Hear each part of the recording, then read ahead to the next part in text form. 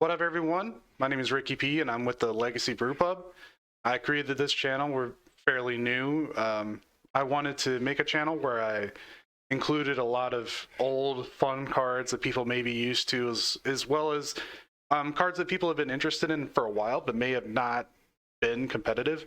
Not the case at all here today. We have a slightly older deck, Black-Red Reanimator. I've been playing this deck a lot, and when I do, people are often caught off guard that I'm still playing it, or how I'm playing it, or why the sideboard cards are the way they are. So this video is going to be a little bit more in depth. I'm going to go over the history of the deck. I'm going to go over which cards are in the deck and why, and then I'm going to finally finish with how to actually play the deck so that you can get the most wins possible. So I want to start out by showing you what the deck used to look like back in the day. And I came across this old list from 2008 just labeled Reanimator. And it did run blue cards, it did run Careful Study, but that was the only card that it ran that was essentially blue. Repeal was just in for a number of things in the meta back then. And in the sideboard we ran Show and Tell. Funny enough, $2 back in the day. I don't know what it's at now, but it's not $2.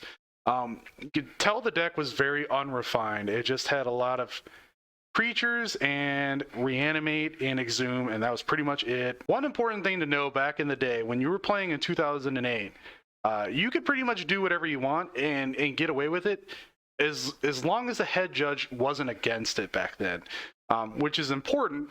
Because none of us had cell phones, so you couldn't go to the Gatherer, read the Gatherer text, and get the latest information. So people were running Animate Dead and targeting Achroma Angel of Wrath, which has protection from black. And it would stay on the battlefield, and you would swing in with your 5/6, flying, first strike, blah, blah, blah. And nobody would know. Same with Simic Skyswaller. We didn't really know how these things worked. And back in the day, there just weren't very good creatures. One creature that generated card advantage back then was Bringer of the Blue Dawn. During your upkeep, you draw 2 cards. Hardly ever stayed on the battlefield. Your main win con back then was Bogarden Hellkite. When it came into play, you deal 5 damage among any number of targets and or players. This was your main win con back then. You would just hit for 5 when it came in, and then you would swing for 5, and hopefully you got there. So yeah, this is what it used to look like in 2008. Very unrefined, kind of a swinging for the fences, hopefully it worked out kind of deck. A few years later, a lot of people started to see that you could add Force of Will and Brainstorm and Daze and different kinds of blue cards and get it a little bit more focused.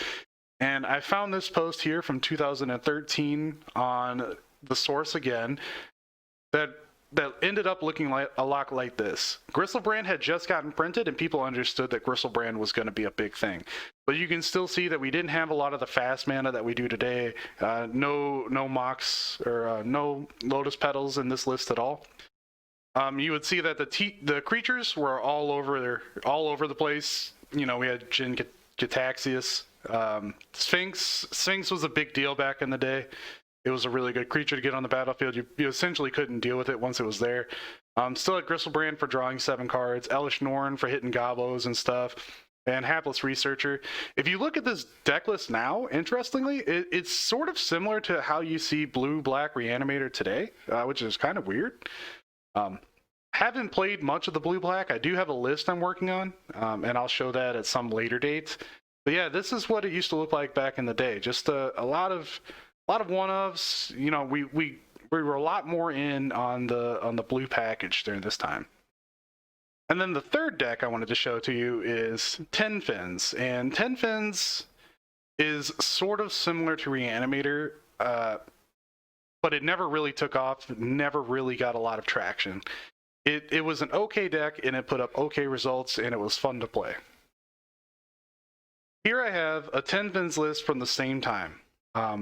I went through here. This is from 2012 also, just after Gristlebrand got printed, and this is what the 10 Fins list sort of looked like now. 10 Fins back then went all in on targeted graveyard recursion spells. So it's just Shallow Grave, targets a creature, puts it into play. Goros, targets a creature, puts it into play, and Reanimate, targets a creature, puts it into play. Creature is usually always Gristlebrand. This one had a top 3 finish in a tournament, and the list is a little weird. I probably would have gone one up on the Gristlebrand and one down on the Children of Corliss, but you can see how this list is influencing the lists of today.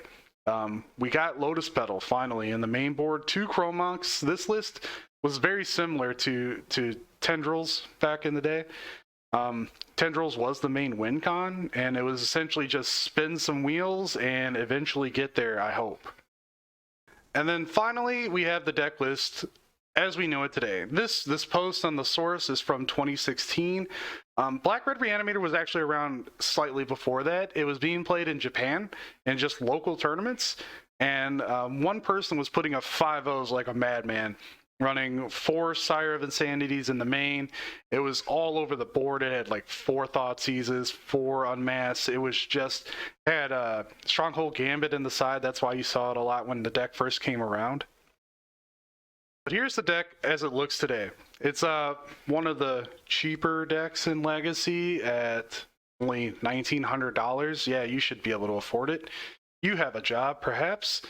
250 ticks online isn't too bad. If you can play it online, I strongly recommend it. The Lotus Petals are super expensive online. I have no idea why. There are cards that you'll be able to play in other decks that are also expensive. Thoughtseizes, 3 of them at $22. Unmasked, relatively expensive, $10 each. Bloodstained Mire and Polluted Delta, 4 fetches that if you were to purchase, you could play in other decks, both in Modern and Legacy. And finally, going over the deck, we can see that we have 14 land cards and only 6 mana sources. So we got 3 Badlands these days, 2 Snowcovered Swamps, and a Scrub Land. I tend to like this package. Badlands, usually, if your opponent wastelands you, you're just blown out immediately, not much more to it. 2 Snow-Covered Swamps in case you just need to play the basic. Hopefully your opponent puts you on something different. I prefer Polluted Delta and Bloodstained Mire. I want my opponents to think that I'm a different combo deck rather than this combo deck, so hopefully they think I'm Ant or something like that. We have our quick mana sources here. 1 Chrome Mox, 4 Lotus Petals, and 4 Dark Rituals. We have our enabler effects. These are Entombs and Faithless Lootings. You only have 4 copies of each, or 8 copies total. Our reanimate spells, we have 12. Entomb, or Animate Dead, Exhume, and Reanimate. Reanimate and Animate Dead both target a creature in the graveyard. Exhume, you choose on resolution. That's very important. I'll get over that later. Unmask, your free Thoughtseize effect for discard or exiling a black card, and Thoughtseize, your 1 mana remove any card from their hand. That's a non-land card. Our 8 targets, which is really actually only our 4 targets. We only care about Gristlebrand. Chancellor of the Annex is essentially your Plan C effect. If you reanimate a turn 1 Chancellor, you're probably not going to win. You'll probably have better luck reanimating one of your opponent's creatures. And then the 10 Fins package. If 10 Fins package is better than non-10 Fins package, and the answer is yes times 100. It's very clever.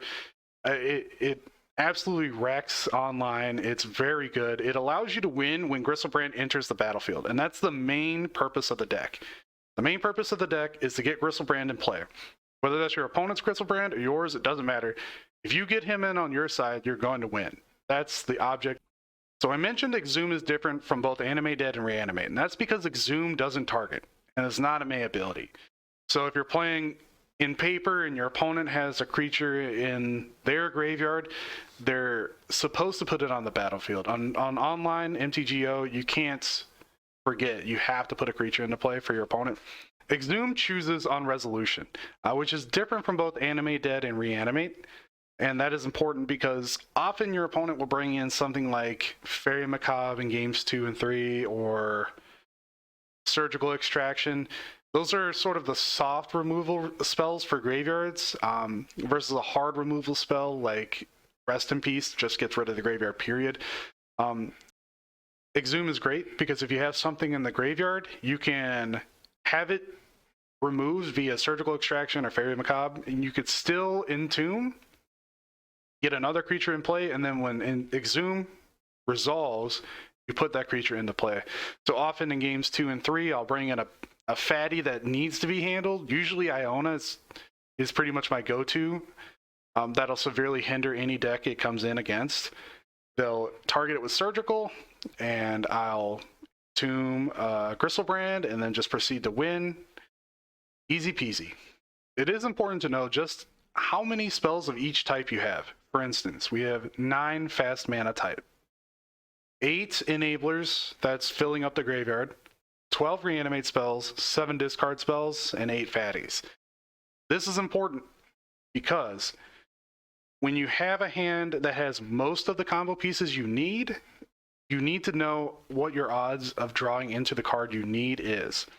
So if you have a hand that has, say, Entomb and anything else like a discard effect, great hand.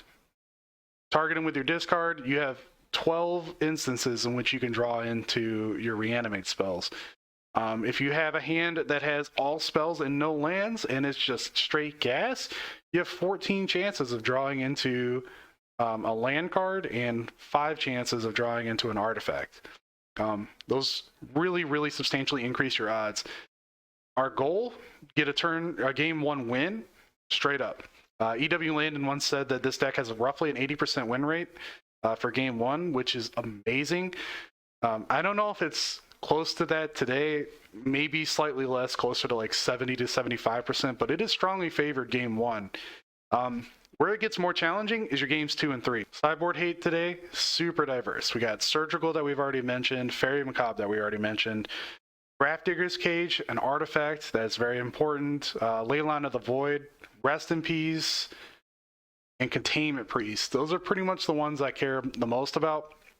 Crop Rotation, which gives both Bajuka Bog and Karakas. Those are okay, but those are very much silver bullets, even more of a silver bullet than Surgical and Fairy Macabre are.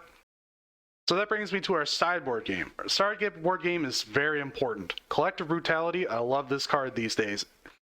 It's a bad version of Duress. You can both discard your fatty and you can get rid of some sort of instant or sorcery from their hand. Grafdigger's Cage being an artifact is very important because Collective Brutality doesn't hit that, so things like that you have to keep in mind. Serenity and Wear and Tear, I'll go over in just a second. Leyline of the Void, self-explanatory. Online, there's a lot of graveyard-based decks, so we tend to run that. I normally wouldn't bring it in against anything else because the object of our game is just to win. Archetype of Endurance, I'll mostly bring in if they have a recurring Karakas effect, like mostly against Death and Taxes and land-based decks. Elish Norn is okay, but Wizards is printing everything at X3 these days, so mostly just for goblins. Nobody really plays goblins anymore. It's kind of a weaker card. And Iona is a great silver bullet. It doesn't solve everything most of the time. You know, if you're playing against like a Hogak, you name black, you just win. Not much more they can do. Or green. It cuts off their Assassin's Trophy, their Abrupt Decays, their Crop Rotations, their Hogak, everything.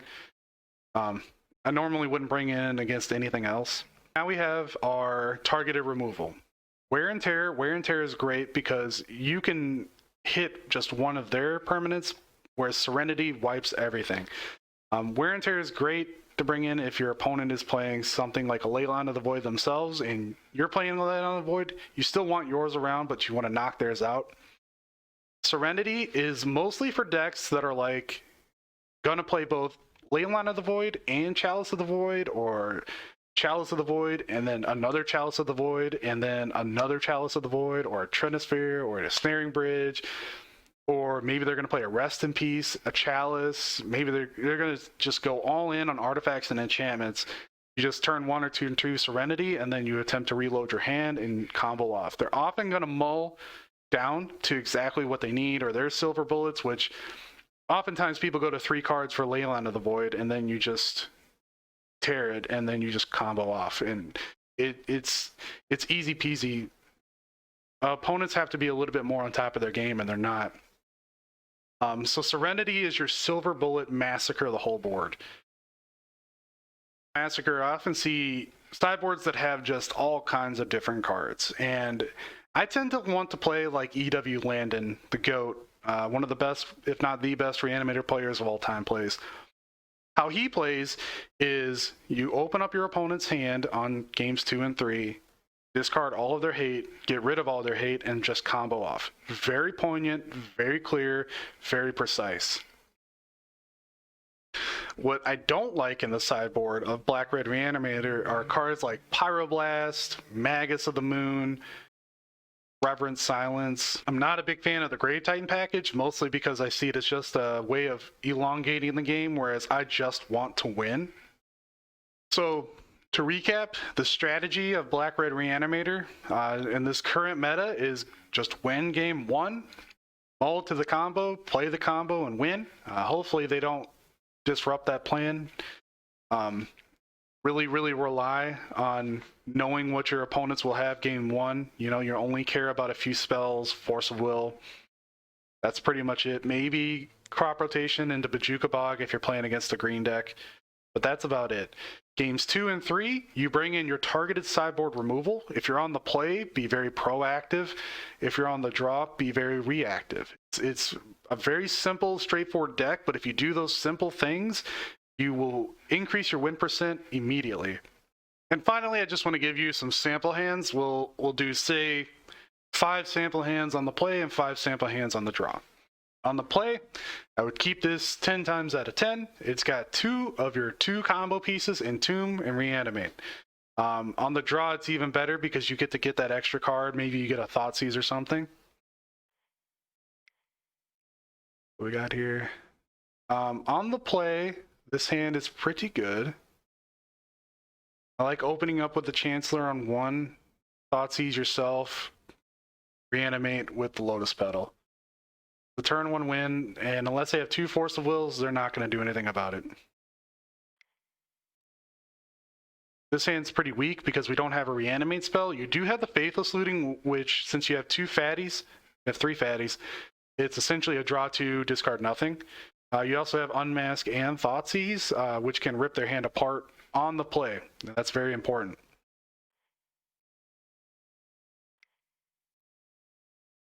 Here we have pretty much straight gas again. Reveal Chancellor on 1, Badlands and the Faithless. Hopefully you draw a Lotus Petal and then you just win. Oh, sweet. One more. On the play, this is pretty weak. You reveal Chancellor, you can't do much else. I would probably mulligan this.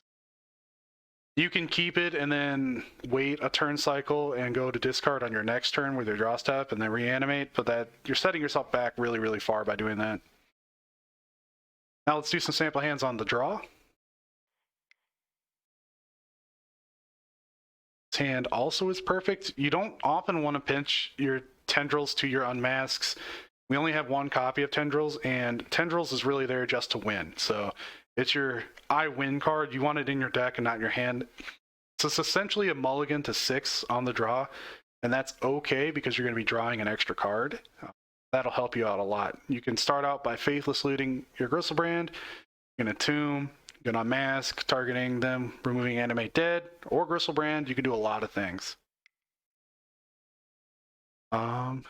Children's in your open is also a bit of a mulligan. Let's say it's like a third of a mulligan. Like, getting it into play is great. Sometimes you just don't have that Entomb to go find it.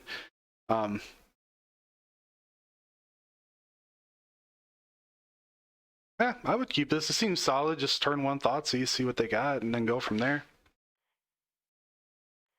You could turn 1 Thoughtseize yourself.